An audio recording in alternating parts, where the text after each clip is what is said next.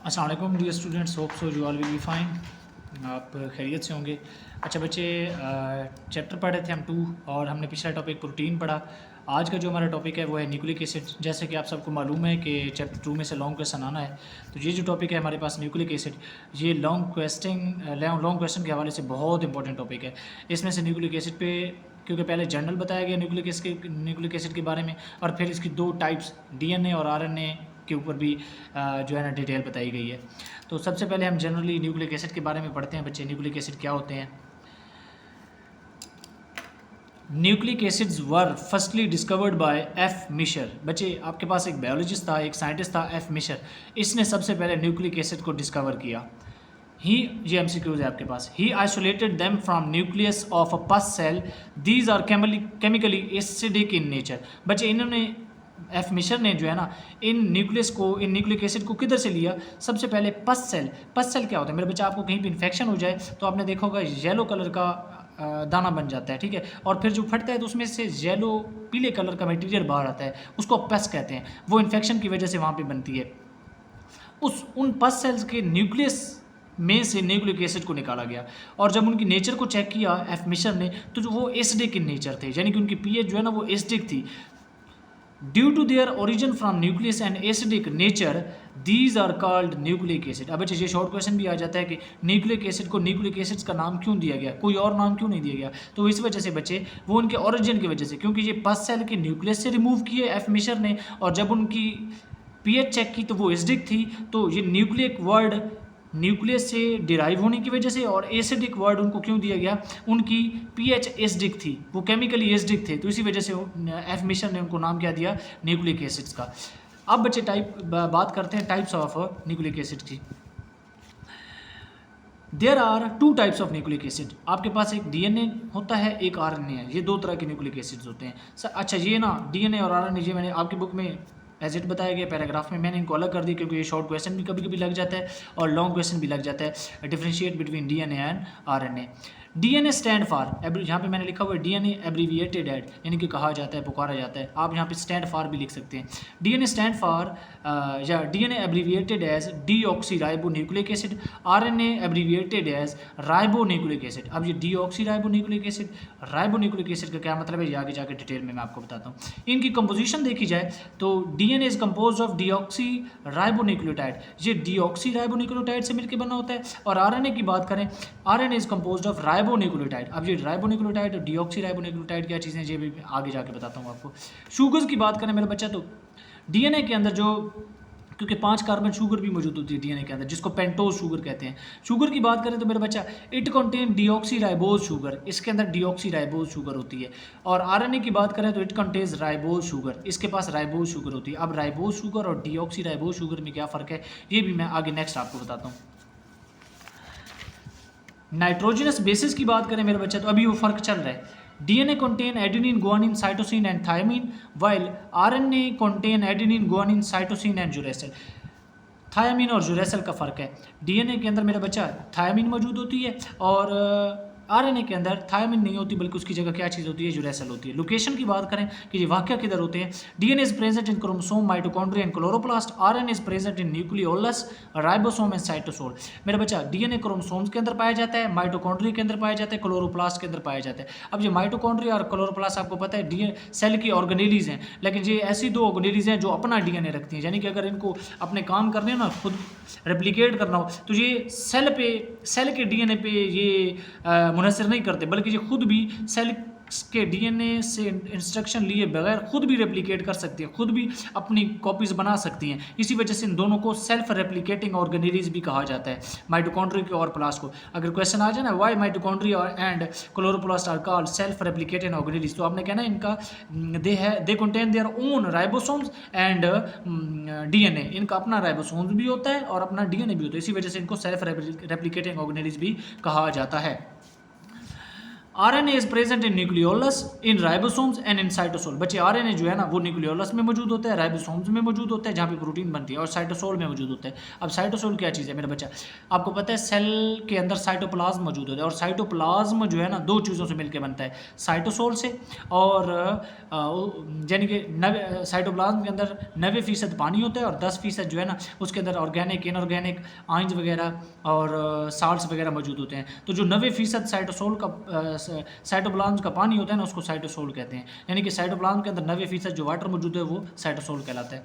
Role बचे, DNA involve होता है हेरिडिटी के अंदर, इसका काम होता है वरासत से रिलेटेड काम होता है, यानी कि ये वालिदैन से खसूसियात को बच्चों के अंदर मुंतकिल करता है, ये विरासत का काम करता है, विरासत को आगे फैलाता है।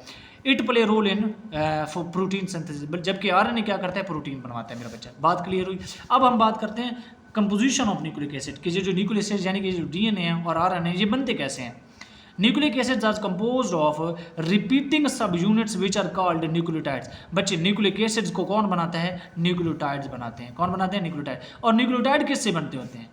Nucleotides are composed of 3 components, that is pentose sugar, 5 carbon sugar, nitrogenous base और फास्फेट ग्रुप। ये 3 चीज़ें मिलती हैं, न्यूक्लियोटाइड्स बनते हैं। न्यूक्लियोटाइड्स मिलते हैं, न्यूक्लिक एसिड बनते हैं। बात क्लियर हुई? 3 चीज़ें मिलेंगी, न्यूक्लियोटाइड बनेंगे, न्यूक्लियोटाइड मिलेंगे, न्यूक्लिक एसिड बनेंगे। ठीक है। अब ये जो 3 मैंने कंपोनेंट्स कहे हैं ना न्यूक्लिक एसिड्स के अंदर मौजूद होते हैं, अब इनकी डिटेल हम पढ़ेंगे। पेंटोज शुगर सबसे पहले हम देख लेते हैं। Pentose sugar, it is a 5 carbon sugar. In nucleic acids it is of in nucleic acid 2 types of pentose sugars are present। जैसे मैंने बच्चे बात की थी ना, इधर देखें कि ये देखें, ये शुगर की मैंने बात की थी ना, तो मैंने कहा था एक डीऑक्सी राइबोज शुगर होती है, एक राइबोज शुगर होती है। अब आपको यहाँ पे इस चीज़ के मैं समझाऊंगा कि डीऑक्सी राइबोज शुगर क्या भला होती है और राइबोज शुगर क्या भला होती है। मेरे बच्चे न्यूक्लिक एसिड के अंदर 2 तरह की पेंटोज शुगर मौजूद होती है, एक डीऑक्सी राइबोज और एक राइबोज शुगर। जो डीऑक्सी राइबोज शुगर होती है वो हमेशा डीएनए के अंदर होगी, it is present in DNA, while ribose sugar is present in RNA. अब ये डीऑक्सी राइबोज इसको हम क्यों कहते हैं और इसको राइबोज शुगर क्यों कहते हैं? हालांकि दोनों 5 कार्बन शुगर हैं, तो इनके नाम में क्यों फ़र्क है? भाई नाम में फ़र्क आपको इनके स्ट्रक्चर्स को देख के समझ आएगा। ये देखें बिल्कुल सेम स्ट्रक्चर, 1 कार्बन 2 3 4 5 कार्बन वाली शुगर, 1 कार्बन 2 3 4 5 कार्बन वाली, बिल्कुल स्ट्रक्चर सेम है, लेकिन फ़र्क कहाँ पे है? राइबोज शुगर सबसे पहले देखें बच्चे, इसकी कार्बन नंबर 2 देखें, और कार्बन नंबर 2 की ये जो रिंग बना हुआ है ना, रिंग की कार्बन नंबर 2 देखें, और रिंग के एक्सटीरियर साइड पे देखें OH ग्रुप लगा हुआ है या नहीं। और इसी तरीके से अब डीऑक्सी राइबोज पे आ जाए, उसमें कार्बन नंबर 2 को देखें और इस रिंग के एक्सटीरियर साइड पे कार्बन नंबर 2 के एक्सटीरियर साइड पे देखें तो सिर्फ H लगा हुआ है। तो मेरा बच्चा देखें यहाँ पे ऑक्सीजन रिमूव्ड है ना, यहाँ पे ऑक्सीजन मौजूद है, यहाँ पे ऑक्सीजन रिमूव है, तो डीऑक्सी इसी वजह से इसके साथ लिखते हैं। डी का मतलब रिमूव कर देना, ऑक्सी का मतलब ऑक्सीजन के। ये ऐसी पेंटोज शुगर है, डीऑक्सी राइबोज शुगर ऐसी पेंटोज शुगर है जिसमें ऑक्सीजन रिमूव्ड है, और वो ऑक्सीजन किस जगह से रिमूव्ड है? कार्बन नंबर 2 से, और जहाँ पे वो ऑक्सीजन मौजूद है इसी वजह से इसको राइबोज शुगर कहते हैं और इसको डीऑक्सी राइबोज शुगर कहते हैं। और डीऑक्सी राइबोज शुगर डीएनए में मौजूद होगी, ठीक है, डीएनए में मौजूद होगी, और राइबोज शुगर आपके पास किस में मौजूद होगी? आरएनए के अंदर मौजूद होगी। आप बात क्लियर हुई? अब इसी वजह से जो ये, क्योंकि ये राइबोज शुगर मैंने कहा था, ये सारे ये राइबोज शुगर ये सारी चीज़ें जो है ना, ये कहाँ पे मैंने बताया था आपको,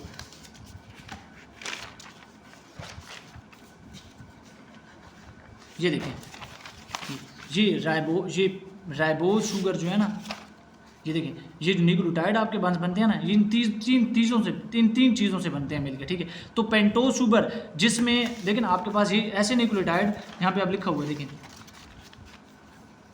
जी, अगर न्यूक्लियोटाइड बने हुए होंगे डीऑक्सी राइबोज यानी कि पेंटोज शुगर उसमें ऐसी मौजूद होगी जो डीऑक्सी होगी, तो वो डीऑक्सी राइबो न्यूक्लियोटाइड्स कहलाएंगे। और न्यूक्लियोटाइड अगर बने हुए होंगे राइबोज शुगर से, क्योंकि न्यूक्लियोटाइड मैंने कहा था 3 चीज़ों से मिलकर बनते हैं, राइबोज शुगर नाइट्रोजनस बेस और फास्फेट ग्रुप से। और अगर उस ऐसे न्यूक्लियोटाइड होंगे जिनमें जो राइबोज शुगर होगी वो राइबोज वाली होगी, यानी कि उसमें से ऑक्सीजन रिमूव नहीं, तो ऐसे न्यूक्लियोटाइड को राइबो न्यूक्लियोटाइड कहेंगे, ठीक है। अब ये बात चीज़ क्लियर हुई कि इसको मैंने डीऑक्सी राइबोज शुगर क्यों बोला, इसको राइबोज शुगर, और इसको राइबोन्यूक्लियोटाइड क्यों बोला, और इसको डीऑक्सी राइबोन्यूक्लियोटाइड क्यों बोला।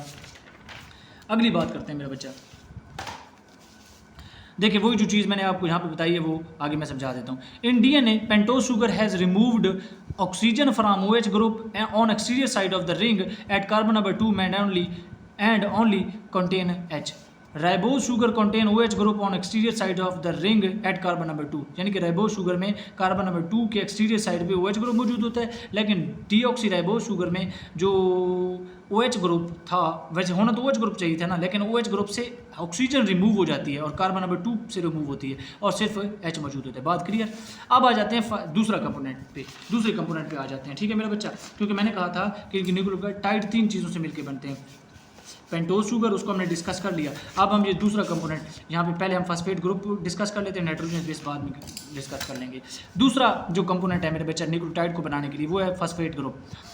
It is same in both types of nucleotides. मेरे बच्चा दोनों तरह के, यानी कि वो आपके पास RNA हो, न्यूक्लिक एसिड, आपके पास RNA हो या DNA हो, दोनों के अंदर फॉस्फेट ग्रुप सेम ही होगा। Its structure formula is given below. इसका स्ट्रक्चर फार्मूला ये होगा, P दरमियान में होगा, ऊपर डबल बॉन्ड O होगा, साइडों पे 3 OH लगे होंगे, एक साइड पे नीचे।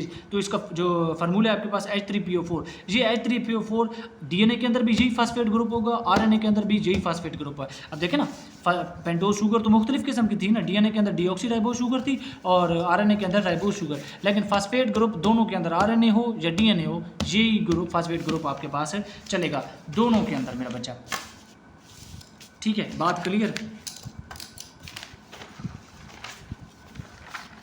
अब हम बात करते हैं तीसरे कंपोनेंट्स की, जिसका नाम है नाइट्रोजनस बेसिस, क्योंकि मैंने कहा था कि न्यूक्लिक एसिड्स 3 कंपोनेंट से मिलकर बनते हैं। ये देखें, पेंटोज शुगर डिस्कस कर लिया, फॉस्फेट ग्रुप डिस्कस कर लिया, नाइट्रोजनस बेस डिस्कस करनी है। तीसरा कंपोनेंट मेरा बच्चा, जैसे पेंटोज शुगर हर न्यूक्लिक एसिड के अंदर मुख्तलिफ होती है ना, ऐसे ही नाइट्रोजनस बेसिस की हम बात कर लेते हैं मेरा बच्चा। There are 2 types of nitrogenous bases in nucleic acid. 2 तरह की नाइट्रोजनस बेसिस पाई जाती हैं न्यूक्लिक एसिड्स के अंदर। एक तरह की नाइट्रोजनस बेसिस होती हैं प्यूरीन एन बेसिस, एन का मतलब है nitrogenous bases, purine nitrogenous bases, और दूसरी होती है आपके पास pyrimidine nitrogenous bases. Purine nitrogenous bases कौन सी होती हैं? Purine nitrogenous bases contain double rings in their structures. देखें आपके पास एडेनिन और गुआनिन, बहुत इंपॉर्टेंट शॉर्ट क्वेश्चन भी है, differentiate between purine nitrogenous bases and pyrimidine nitrogenous bases, और जो MCQs भी है। प्यूरीन नाइट्रोजनस बेसिस वो होंगी जिनका स्ट्रक्चर के अंदर डबल रिंग होगा, जैसे एडेनिन और गुआनिन, ये आपके पास प्यूरीन नाइट्रोजनस बेसिस हैं। क्यों? इनका मैंने स्ट्रक्चर बना दिया, एक रिंग ये दूसरा रिंग। इसी तरीके से गुआनिन एक रिंग दूसरा रिंग, इनके स्ट्रक्चर्स के अंदर 2 रिंग होते हैं, इसके भी 2 रिंग, तो इसी वजह से इनको प्यूरीन नाइट्रोजनस बेसिस कहा जाता है। आगे आपके पास पैरामिडीन नाइट्रोजनस बेसिस।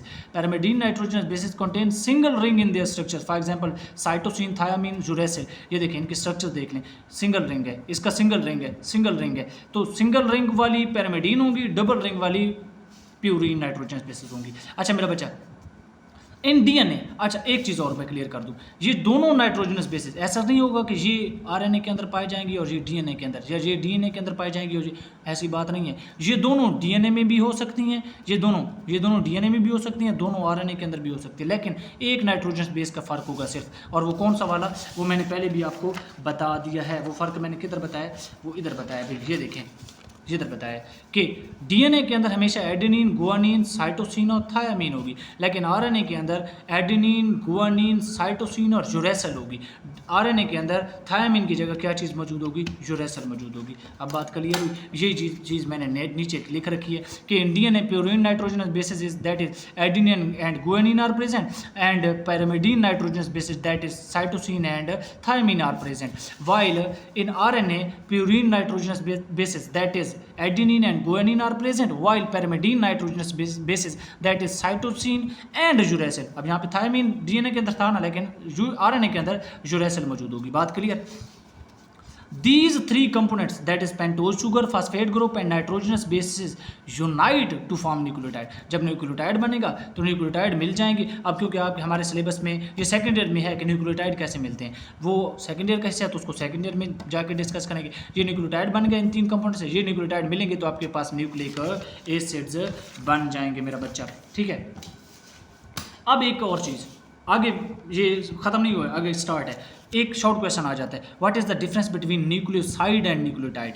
तो मेरा बच्चा, मैंने कहा था ये तीन कंपोनेंट्स, ये pentose sugar, phosphate group and nitrogenous base मिलेंगे तो न्यूक्लियोटाइड बनेगा। लेकिन अगर तीन कंपोनेंट ना मिलें, सिर्फ दो कंपोनेंट्स आपस में मिले और तीसरा बाद में मिले तो क्या होगा, देख लें मेरे भाई, ये चीज़ हम डिस्कस कर लेते हैं।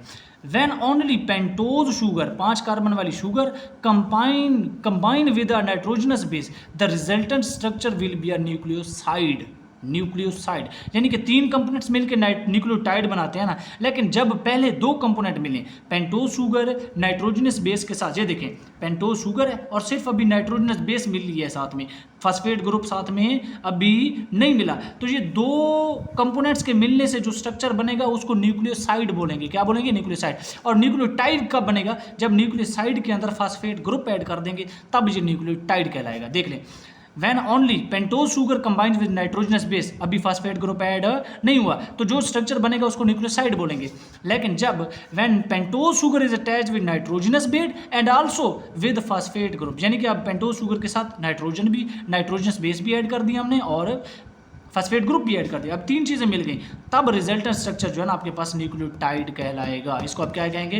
न्यूक्लियोटाइड कहेंगे। समझ आ गई? न्यूक्लियोसाइड और न्यूक्लियोटाइड शॉर्ट क्वेश्चन लगने वाला है। लेकिन एक चीज़ यहाँ पे जो मैंने रेड बॉक्स में लिख दी है, इसको आपने अपने माइंड में फिक्स कर लेना है, ठीक है मेरा बच्चा। हमेशा एक चीज़ याद रखें, हमेशा nitrogenous base will attach eight carbon number 1 nucleotide बनाने के लिए, क्योंकि तीन कंपोनेंट्स मिलते हैं ना न्यूक्लियोटाइड बनाने के लिए, तो पेंटोज शुगर के साथ जुड़ेंगे ये दोनों कंपोनेंट, नाइट्रोजनस बेस भी और फॉस्फेट ग्रुप भी। तो पेंटोज शुगर की किस कार्बन के साथ नाइट्रोजन जुड़ेगी और किस कार्बन के साथ फॉस्फेट ग्रुप जुड़ेगा, ये चीज़ मैंने इधर बता रखी है। Nitrogenous base will always attach eight carbon number 1 of the pentose sugar and phosphate group will attach eight carbon number 5 of the pentose sugar. Nitrogenous base pentose sugar की कार्बन नंबर 1 के साथ हमेशा लगेगी और फॉस्फेट ग्रुप कार्बन नंबर 5 के साथ हमेशा लगेगा। मेरा बच्चा ये बात लिख लें, पल्लू के साथ बांध लें इसको। आगे, मॉलिक्यूल हैविंग वन न्यूक्लियोटाइड, ऐसे मॉलिक्यूल जिनमें सिर्फ एक न्यूक्लियोटाइड होगा उनको आप कहेंगे मोनोन्यूक्लियोटाइड। फॉर एग्जांपल एटीपी आपके पास एक मोनोन्यूक्लियोटाइड है। क्या है? मोनोन्यूक्लियोटाइड है। और एक चीज़ और मेरा बच्चा, ये जो हम टॉपिक पढ़ रहे हैं एटीपी स्ट्रक्चर, पेज नंबर 30 पे, ये इसी चैप्टर में पेज नंबर 30 पे एटीपी का स्ट्रक्चर बताया गया है, लिखा गया है। उसको आपने उसकी अच्छे तरीके से प्रैक्टिस करनी है, वो शॉर्ट क्वेश्चन लगने वाला है। वो कहते हैं कि discuss the structure of ATP, यहाँ पे मैंने इस वजह से नहीं बनाया बिल्कुल बहुत आसान है, ये ऊपर मैंने बता दी इस तरीके का स्ट्रक्चर होगा। इधर एडेनिन लगी हुई होगी यानी कि नाइट्रोजनस बेस, ये पेंटोज शुगर होगी और जहाँ पे 3 फॉस्फेट, जहाँ पे ये ना देखिए ना ट्राईफॉस्फेट एडिनोसिन, इसको फुल फॉर्म होती है एडिनोसिन ट्राईफॉस्फेट, तो एडेनिन होगी, पेंटोज शुगर होगी और जहाँ पे 3 फॉस्फेट लगे हुए होंगे, ठीक है। तो पेज नंबर 30 पे पढ़ा एटीपी का स्ट्रक्चर, मोनोन्यूक्लियोटाइड है ये, इसका स्ट्रक्चर आपने अच्छे तरीके से प्रैक्टिस करनी है। अब ऐसे मॉलिक्यूल जिनमें एक न्यूक्लियोटाइड होगा यानी कि इस तरीके से एक ही होगा तो मोनोन्यूक्लियोटाइड होंगे। मॉलिक्यूल हैविंग 2 न्यूक्लियोटाइड डाइन्यूक्लियोटाइड, और उसकी एग्जांपल है आपके पास NAD और FAD। Polynucleotide having many nucleotide, ऐसे मॉलिक्यूल जिनमें इस तरीके से बहुत सारे न्यूक्लियोटाइड आपस में जुड़ी हुई होंगी तो वो पॉलीन्यूक्लियोटाइड। उसकी मिसाल है आपके पास DNA और RNA मेरा बच्चा। तो ये है आपके पास न्यूक्लिक एसिड जनरल। अब इसकी जो टाइप्स हैं DNA और RNA, उनकी डिटेल शुरू हो जाती है। तो आज हम सिर्फ एक टाइप की डिटेल पढ़ेंगे जिसका नाम है DNA। ये अलग से भी मेरा बच्चा लॉन्ग क्वेश्चन आ जाता है। DNA क्या चीज़ होती है? DNA stand for deoxyribonucleic acid, ये चीज़ तो आपको पता है। It is a hereditary material, वरासती मादा है। ये खुसूसियात को एक नस्ल से दूसरी नस्ल में मुंतकिल करता है, वालिदैन से खुसूसियात लेता है और बच्चों में मुंतकिल करता है। It control all the activities of a cell, एक सेल की जितनी भी सरगर्मी है सबको कंट्रोल कौन करता है? DNA करता है मेरा बच्चा। कंपोजिशन ऑफ DNA बना किस चीज़ से होता है मेरा बच्चा? तो हमने पहले बात की है DNA is compose of 4 kinds of nucleotide, 4 तरह की नाइट्रोजनस बेसिस, 4 तरह के न्यूक्लियोटाइड से मिलके DNA बनता है। गुआनिन, साइटोसिन, थायामीन, एडेनिन, ये 4 मौजूद होती हैं DNA के अंदर। अब आप सोच रहे हैं इनके साथ मैंने DD और MP क्यों लिखा है? D बच्चे इस वजह से लिखा है कि ये जो नाइट्रोजनस बेसिस जो न्यूक्लियोटाइड बनाती है ना, उसमें जो शुगर मौजूद होती है ना वो डीऑक्सी वाली होती है। याद आया? हमने कहा था DNA के अंदर जो पेंटोज शुगर होती है वो डीऑक्सी वाली होती है मेरा बच्चा। इनके अंदर जो न्यूक्लियोटाइड होते हैं वो डीऑक्सी वाले होते हैं ये। और साथ में MP क्यों लिखा? क्योंकि अभी हमने डिस्कस किया ATP के बारे में। ATP के अंदर 3 मोनोफॉस्फेट होते हैं, लेकिन जो डीएनए की जो नाइट्रोजनस बेसिस जो डीएनए के अंदर न्यूक्लियोटाइड मौजूद होते हैं ना, उनमें सिर्फ एक फास्फेट मौजूद होती है। तो इसको हम ऐसे पढ़ेंगे DGMP, DCMP, DTMP, DAMP। अब इनकी फुल फॉर्म कैसे पढ़ेंगे? डिऑक्सी ग्वानोसिन मोनोफॉस्फेट, यानी कि जो शुगर है वो डिऑक्सी वाली है और ग्वानिन नाइट्रोजनस बेस है और एक फास्फेट मोनोफॉस्फेट, और उसका जो न्यूक्लियोटाइड से सारे बनेगा उसके साथ एक फास्फेट लगी हुई होगी। इसी तरीके से deoxy cytidine monophosphate, deoxy thymidine monophosphate, deoxy adenosine monophosphate. तो ये चार न्यूक्लियोटाइड मिलेंगे और आपके पास डीएनए बनेगा। 1951 के अंदर इन 1951 एरविन चेरागेफ, क्या पढ़ना है इसको? Erwin Chargaff provide the data about the ratio of nitrogenous about the ratio of different bases nitrogenous bases in a molecule. मेरा बच्चा, डीएनए मॉलिक्यूल के अंदर नाइट्रोजनस बेसिस की रेशो हमें बताई किसने? अरविंद चेरागेफ ने 1951 के अंदर। इसने कहा this data suggest that in DNA molecule the ratio of adenine is equal to thymine and the ratio of guanine is equal to cytosine. मेरा बच्चा, इसने बताया, अरविंद चेरागेफ ने बताया कि नाइट्रोजनस बेसिस की रेशो कितनी होती है डीएनए मॉलिक्यूल के अंदर। तो मेरा बच्चा, उसने कहा कि एक डीएनए के मॉलिक्यूल के अंदर जितनी अमाउंट एडेनिन की होगी ना उतनी अमाउंट थायामीन की होगी, और जितनी अमाउंट गुआनिन की होगी ना उतनी अमाउंट साइटोसिन की होगी। यानी कि एडेनिन बराबर होगी थायमिन के और गुआनिन बराबर होगी साइटोसिन के। Adenine is always equal to thymine and guanine is always equal to cytosine. इसके बाद the Rosalind, Franklin and Maurice Wilkins determine the structures of DNA by X ray diffraction. मेरा बच्चा, उसके बाद एरविन चेरागेफ के बाद रोजलैंड और मोरिसी आए और इन्होंने एक्स रे डिफ्रैक्शन की मदद से हमें डीएनए का स्ट्रक्चर बता दिया कि डीएनए किस तरीके से होता है। यानी कि इन्होंने मॉडल हमें कोई पेश नहीं किया, इन्होंने ये बता दिया कि डीएनए जो है ना आपके पास इस तरीके का होता है मेरा बच्चा। और इन्होंने बताया कैसे? X ray difference. जैसे हमारी कोई हड्डी वड्डी अल्लाह न करे टूट जाती है ना, तो हम जाते हैं एक्सरे करवाने, तो वो जब एक्सरेज गुजरती हैं तो हमारा गोश्त वगैरह नज़र नहीं आता, सिर्फ हड्डी नज़र आ जाती है। तो हमारा हड्डी का एक स्केलेटन, एक स्ट्रक्चर, एक शेप हमारे पास नज़र आ जाती है। ऐसे ही इन्होंने एक्सरे डिफ्रैक्शन से डीएनए का एक शेप हमें दिखा दी, लेकिन कोई मॉडल शॉडल उसके बारे में वजाहत इन्होंने नहीं की, जस्ट दिखा के भाग गए। उसके बाद मेरा बच्चा स्ट्रक्चर दिखा के ये भाग गया। उसके बाद अगली जो चीज़ है ना बच्चे, उसके बाद हमारे पास आए दो और साइंटिस्ट, वेटसन एंड क्रिक। ये दो बंदे आए, proposed a comprehensive model of DNA. यानी कि ये जो मॉडल ये हमारे पास दिखा के भाग गए थे ना कि ये इस तरीके से, ये रोजलैंड, फ्रैंकलिन और मोरिसी, ये हमें ये मॉडल दिखा के भाग गए थे कि डीएनए इस तरीके का होता है। इसकी एक्सप्लेनेशन, इसके बारे में सारा डाटा हमें इन दो बंदों ने फिर बताया। Watson and Crick proposed a comprehensive model of DNA. They said, इन्होंने कहा the DNA is made up of 2 polypeptide chain. यानी कि डीएनए जो है ना 2 स्ट्रैंड से मिलकर बना होता है, 2 अमीनो एसिड की 2 लंबी चेन्स होती हैं, उनसे मिलता है डीएनए। ये देखें आपके पास एक चेन, ये एक चेन हो गई, ये ब्लैक वाली, ठीक है, और जो ब्लू वाली दूसरी चेन, ये इस तरीके से 2 चेन पे मुश्तमिल होता है डीएनए आपके पास। These 2 chains are coiled to each other and form a helical structure called double helix. और ये दोनों चेन्स, ये एक चेन, ये आपस में इस तरीके से कॉइलिंग करती हैं कि ये आपके पास एक हेलिकल स्ट्रक्चर, ये इस तरीके सीडी, ये स्प्रिंग नुमा एक स्ट्रक्चर बनाती हैं, और इस स्ट्रक्चर को हेलिकल स्ट्रक्चर कहते हैं। और क्योंकि इसमें 2 पॉलीपेप्टाइड चेन मौजूद होती है, इसी वजह से इसको डबल हेलिक्स कहते हैं। क्या कहते हैं इस स्ट्रक्चर को? डीएनए के स्ट्रक्चर को डबल, एमसीक्यूज आ जाएगा, the structure of DNA is called, तो आपने डबल हेलिक्स पे टिक करना है मेरा बच्चा। This coiling is always opposite, that is anti parallel. और ये जो स्टैंड होगी, इसमें जो पॉलीपेप्टाइड चेन होगी, ये हमेशा ऑपोजिट अरेंज होंगी। ये देखें ना, एक चेन 3 लिख के ऊपर डैश, इसका मतलब है 3 प्राइम, ठीक है, एक 3 प्राइम एंड से स्टार्ट होती है और ख़त्म होती है आपके पास ये 5 प्राइम एंड पे। और दूसरी चेन अगर देखें तो वो उसको उलट है, यानी कि ये ख़त्म 5 प्राइम एंड पे होती है और दूसरी 3 प्राइम से शुरू होती है और इस साइड पे 5 प्राइम एंड पे ख़त्म होती है। तो ये ऑपोजिट अरेंज होती हैं आपस में, ठीक है।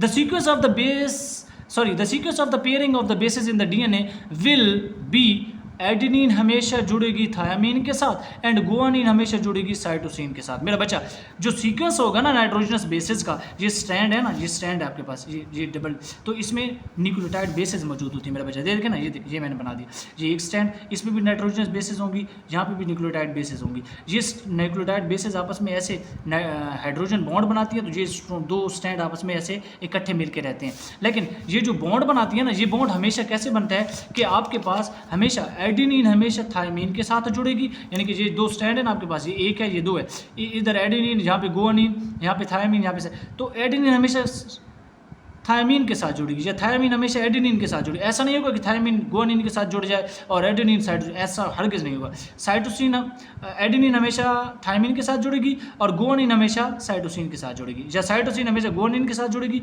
थायमीन हमेशा एडेनिन के साथ जुड़ेगी। और एक और चीज़, एडेनिन और थायमीन जब जुड़ेंगी तो उनके दरमियान हमेशा दो हाइड्रोजन बॉन्ड बनेंगे, और जो गुआनिन और साइटोसिन जुड़ेगी तो उनके दरमियान हमेशा 3 हाइड्रोजन बॉन्ड बनेंगे। कितने? 3। ये बात याद रखनी है मेरा बच्चा। The sequence of base pairing in DNA will be adenine always bind with thymine and there will be 2 hydrogen bond in them. Guanine always bind with cytosine and there will be 3 hydrogen bond in them. मेरा बच्चा बात clear हुई? Each turn of the DNA double helix has 10 base pairs. मेरा बच्चा ये देखे ना, ये देखिए, ये अब यहाँ से लेके एक बॉक्स, इसको एक टर्न कहते हैं, ये दूसरा टर्न, ये तीसरा टर्न, ये चौथा टर्न, ये 5वां टर्न। तो हर टर्न के अंदर, ये मैंने एक टर्न की बात, हर टर्न के अंदर 10 पेयर होंगे बेसिस के, 10 पेयर, 10 जोड़े, यानी कि 10 नाइट्रोजन बेसिस इधर होंगी, 10 इधर होंगी, तो 10 पेयर का मतलब 10 जोड़े, यानी कि 20 बेसिस मौजूद होंगी, 10 इधर मौजूद होंगी, 10 इधर मौजूद होगी। समझ आई? Length of each turn is 34 angstrom और 3.4 नैनोमीटर। मेरा बच्चा ये जो एक टर्न है ना, ये एक टर्न, इसकी डीएनए की लेंथ हम वैसे फासला मैयर करते हैं ना, तो उसके लिए यूनिट इस्तेमाल करते हैं मीटर, लेकिन डीएनए का फासला मैयर करने के लिए जो यूनिट इस्तेमाल किए जाते हैं ना, उसको एंगस्ट्रॉम कहते हैं। ए लेके ऊपर डिग्री की इलामत डाल देते हैं, ठीक है, एंगस्ट्रॉम कहते हैं। तो एक टर्न यानी कि इस एक डब्बा जिसके अंदर 10 पेयर बेस पेयर है, इसकी जो लंबाई है ना वो 34 एंगस्ट्रॉम होती है। कितनी? 34 एंगस्ट्रॉम। और 1 नैनोमीटर 10 एंगस्ट्रॉम के बराबर होता है। तो एमसीक्यूज बाज़ दफ़ा आ जाता है कि एंगस्ट्रॉम में ये डेंसिटी दिया होता है, बाज़ दफ़ा वो नैनोमीटर में दे देते हैं। तो आप क्योंकि 1 नैनोमीटर 10 एंगस्ट्रॉम पे के इक्वल होता है, तो आप 10 को 34 पे डिवाइड कर देंगे तो आपके पास नैनोमीटर में फासला आएगा, 3.4 नैनोमीटर। मेरा बच्चा बात क्लियर हुई या नहीं? उम्मीद तो है हो गई होगी। अब आखिरी चीज़, amount of DNA in the cell. अब ये डीएनए की हम बात अभी कर रहे हैं। देयर आर 2 टाइप, बच्चा हमारे बॉडी के अंदर 2 तरह के सेल होते हैं। There are 2 types of cell in our body, ठीक है, सोमैटिक सेल्स और जर्म सेल। मैंने पहले बताया था, somatic cell make our body and are diploid cell, while germ cells which form reproductive cells that sperms and egg and are haploid cell. मेरे बच्चा हमारी बॉडी के अंदर 2 तरह के सेल होते हैं, एक सोमैटिक सेल होते हैं, एक जर्म सेल होते हैं। सोमैटिक सेल क्या करते हैं? वो हमारी बॉडी बनाते हैं मेरे बच्चा, और जो जर्म सेल्स होते हैं वो हमारी बॉडी के अंदर, यानी कि मेल हो तो उसमें स्पर्म बनाते हैं, फीमेल हो तो उसके अंदर एग बनाते हैं। मेरा बच्चा सोमैटिक सेल के अंदर, मिसाल के तौर पर मैं बैठा हूँ ना, मेरा स्किन का सेल निकालना, ये मेरी बॉडी बनाता है, तो मेरे ये सोमैटिक सेल है, ठीक है। अब इसके अंदर अगर मैं डीएनए देखूंगा ना, तो इसके अंदर मेरे नंबर ऑफ क्रोमोसोम 46 मौजूद होंगे पूरे। मैं ह्यूमन की बात, हमारे अंदर 46 क्रोमोसोम होते हैं। लेकिन अगर मैं अपना रिप्रोडक्टिव सेल निकालूँ जिसने स्पर्म बनाना है मेरे बच्चा, तो उसको मैं अगर देखूंगा तो उसके अंदर 23 क्रोमोसोम होंगे। अब देखिए ना, 46 क्रोमोसोम, तो उनके अंदर डीएनए भी ज़्यादा होगा। अब और जर्म सेल जो मैंने निकाला, यानी कि स्केल वाला सेल निकाला, ये सोमैटिक सेल है, इसमें 46 क्रोमोसोम, तो इनके अंदर डीएनए भी ज़्यादा होगा। और जर्म सेल निकालूँ जिसने स्पर्म बनाना है, उसको मैं निकालूँ तो उसमें 23 क्रोमोसोम होंगे, तो क्रोमोसोम कम है तो डीएनए भी कम होगा, यानी कि हाफ डीएनए होगा, क्योंकि वो हैप्लॉइड हैं, सिंगल उनके अंदर कॉपी होती है क्रोमोसोम की। और जो सोमैटिक सेल होते हैं वो डिप्लॉयड होते हैं, उनके अंदर डबल कॉपीज़ होती हैं क्रोमोसोम की मेरा बच्चा। तो अब क्योंकि क्रोमोसोम हाफ हैं तो उनके अंदर डीएनए भी हाफ होगा, हैप्लॉइड सेल की बात करूँ, रिप्रोडक्टिव सेल की। और जो सोमैटिक सेल हैं उनके अंदर क्रोमोसोम डबल हैं जर्म सेल की निस्बत, तो उनके अंदर क्रोमोसोम भी डबल है तो डीएनए भी डबल होगा। सिंपल सी बात है। अच्छा, ये डीएनए वाला टॉपिक यहाँ पे ख़त्म हो जाता है। अब एक ये जो हम पढ़ रहे हैं, पेज नंबर 34 होगा ये हैं, वहाँ पे एक येलो बॉक्स दिया गया है मेरे बच्चा, उसमें कुछ इन्फॉर्मेशन पड़ी है, वो आपका एमसीक्यूज उसमें से आ जाते हैं, तो मैं उसको डिस्कस कर लेता हूँ। All the information for structures and functions of the cell is stored in the DNA. मेरे बच्चा वही बात कि एक सेल ने जितने भी स्ट्रक्चर बनाने अपने अंदर, जितने भी उसने फंक्शन काम करने हैं, उस सारी की सारी इन्फॉर्मेशन उस सेल के डीएनए के अंदर मौजूद होगी। फॉर एग्जाम्पल उसने दी है कि chromosome chromosome of E coli आपके पास एक बैक्टीरिया है अशेशिया कोलाई, उसके chromosomes each paired strand of the DNA there will be 5 million bases are present. बच्चे ई कोलाई के क्रोमोसोम्स के अंदर जो है ना 5 मिलियन बेसेस, और 1 मिलियन 10 लाख के बराबर होते हैं, तो 50 लाख नाइट्रोजनस बेसेस होती हैं ई कोलाई के क्रोमोसोम के अंदर।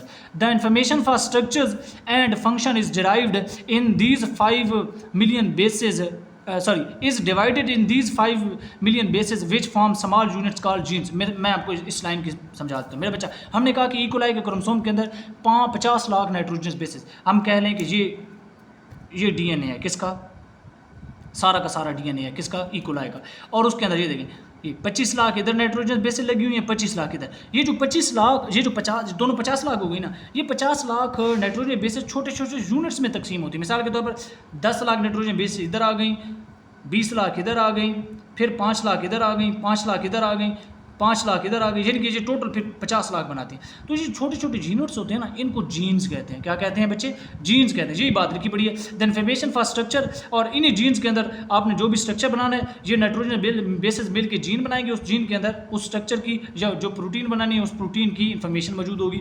The information for structure and function is divided in these 5 million basis which form small units called gene. ये स्मॉल यूनिट बन गया जिसको जीन कहते हैं मेरे बच्चा।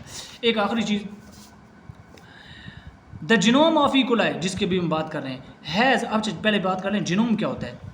Full set of genes in an organism. जैसे मैं बात करूं, हम ह्यूमंस का कहा जाता है कि हम ह्यूमंस के अंदर 20 से 25 हज़ार जीन्स मौजूद होते हैं। तो collection of all the genes in our body is called genome, कि एक ऑर्गेनिज्म के अंदर कितने जीन्स मौजूद हैं, उन सब की कलेक्शन को आप उसका जीनोम बोलेंगे। तो यही बात लिखी पड़ी है, full set of genes in an organism is called genome. The genome of E coli has 46,39,221 bases, यानी कि ई कोलाई के जीनोम के अंदर इतनी बेसिस होती हैं। Which has information for 4822 protein. मेरा बच्चा, ई कोलाई के जीनोम के अंदर 46,39,221 नाइट्रोजनस बेसिस होती हैं, और ये बेसिस कितनी तरह की प्रोटीन बनाने के लिए इंफॉर्मेशन रखती हैं? 4822 किस्म की मुख्तलिफ प्रोटीन बन सकती हैं इन नाइट्रोजनस बेसिस से। अच्छा, अगली एक आखिरी एमसीक्यू, हीमोफिलस इन्फ्लुएंजा। ये एक बच्चे आपके पास एक ऑर्गेनिज्म है, an organism which cause influenza, जो आपके अंदर इन्फ्लुएंजा काज करता है, नज़ला ज़ुकाम। ठीक है, it's genome was sequenced and published on 28 जुलाई 1995। मेरे बच्चे ये एमसीक्यूज पढ़ा है कि एक ऑर्गेनिज्म है हीमोफिलस इन्फ्लुएंजा, वो इन्फ्लुएंजा जो नज़ला ज़ुकाम काज करता है, और उसका जीनोम को सीक्वेंस्ड किया गया। जीनोम सीक्वेंसिंग क्या होती है, यानी कि जीन को सीक्वेंस करना, इसका क्या मतलब होता है? इसका मतलब होता है मेरा बच्चा कि आपने एक ऑर्गेनिज्म का डीएनए को खोलना है, उसमें क्रोमोसोम कितने हैं, उन क्रोमोसोम में जीन्स कितने हैं, और वो जीन्स उन क्रोमोसोम के ऊपर किधर किधर लगे हुए हैं, इस सारे प्रोसीजर को कहते हैं जीन सीक्वेंसिंग, जीनोम सीक्वेंसिंग। और ये इस ऑर्गेनिज्म का ये चीज़ पढ़ी गई, यानी कि इसके डीएनए को खोला गया, इसमें क्रोमोसोम देखे गए, क्रोमोसोम के ऊपर कितने जीन्स हैं और कहाँ कहाँ वो जीन्स मौजूद हैं, ये काम किया गया। तो हमने कहा कि इसमें जीनोम सीक्वेंसिंग की गई, और इस सारे काम को क्योंकि ये पहले कुछ बायोलॉजिस्ट ने किया ना सिर्फ, तो फिर उन्होंने पब्लिक कि हर आम आदमी को भी पता चल जाए, तो उन्होंने इस चीज़ को पब्लिश कर दिया 28 जुलाई 1995 को। मेरा बच्चा, आपका ये टॉपिक ख़त्म हुआ न्यूक्लिक एसिड, और इसकी आज हमने पहली टाइप भी डीएनए भी कंप्लीट कर लिया। अब इसकी दूसरी टाइप आरएनए रहता है, उसको हम देखेंगे अगले लेक्चर में। लेकिन एक चीज़ मैं आप यहाँ पे क्लियर कर लूँ, कुछ बच्चे कह रहे हैं कि बायोलॉजी का लेक्चर बहुत लेंथी होता है, ये होता है वो होता है। बच्चे, आप लोग हो मेडिकल फर्स्ट ईयर में, ठीक है, और मैट्रिक वाली बातें आप भूल जाएं, कंपटीशन है बहुत ज़्यादा, जितने जल्दी हमारा कोर्स कवर होगा। अब देखें ना, अगर ये देखें, ये तो आपके वीक के अंदर 2 लेक्चर्स आपको मिल रहे हैं, ठीक है, तो उसमें भी अगर हम थोड़ा सा ज़्यादा पढ़ा देते हैं तो इसमें कोई मसला नहीं है। वैसे भी तो अब 6-6 लेक्चर, यानी कि अगर फिजिकल क्लासेस होती है तो 6 लेक्चर होते हैं, और उसमें भी हम इतना ही पढ़ाते, बल्कि इससे भी ज़्यादा पढ़ाते। तो आपने कंप्लीट करना है तो हमें जल्दी सिलेबस ख़त्म करना होगा। और दूसरी बात, अब ये भी तो कोई ऐसी बात नहीं ना कि मैं आपको छुड़वा रहा हूँ, या आपको हम हर चीज़ इवन कि मैं एक्स्ट्रा बता देता हूँ, क्योंकि आप लोग MD-CAT में, और आपको पता है, आपका पेपर जाके इंस्ट्रक्शन पढ़ें बोर्ड की, तो वो कहते हैं कि 25% एनालिटिकल क्वेश्चन होगा, यानी कि थिंकिंग बेस्ड होगा। तो जब तक आपको गहराई में जाके हम नहीं पढ़ाएंगे, आप एनालिटिकल क्वेश्चन सॉल्व नहीं कर पाएंगे मेरा बच्चा, ठीक है। तो आप वो बच्चों वाली बातें छोड़ दें, बड़े हो गए हैं आप लोग, और आप लोग मेहनत करें। मेहनत करेंगे तो वो मैं अक्सर करार में कहता रहता हूँ, सर्वाइवल ऑफ ए टेस्ट आगे हम जाके पढ़ेंगे एक टर्म। आप तभी सर्वाइव करेंगे, तभी ज़िंदा रहेंगे इस इन्वायरमेंट के अंदर जब आप खुद को फिट बनाएंगे। फिट आप तभी बनाएंगे जब आप मेहनत करेंगे मेरा बच्चा। Thank you so much, hope so आप इसको देख लेंगे। मैंने कोशिश की है कि इसको बहुत आसान करके लिखूँ, बुक में ये टॉपिक बहुत मुश्किल करके लिखा हुआ है। आगे मेरी कोशिश होगी कि जो RNA वाला टॉपिक है उसको भी इससे भी आसान करके लिखूँ। अपना ख्याल रखिएगा, अल्लाह हाफिज़।